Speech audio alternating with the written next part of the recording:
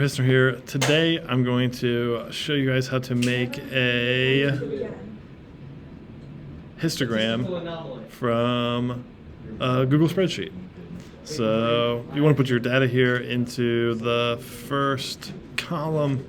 Here I have my data in L and A. This is essentially our L1. Then I'm going to go to Insert, Chart, and then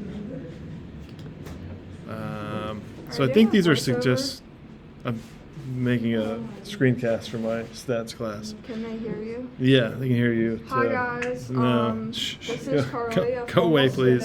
I did last year. You want to choose the histogram here, and you'll see here. You can choose any of them, and it changes with your selection. One thing you might want to do is change the bucket size or the bin size, so you can change how many are in each and make it a little bit more readable. This one looks best when I choose 5, so just be conscious of how to manipulate this to make it look best for you. I think 10 does not look good. 5 definitely looks a lot better. And that's it.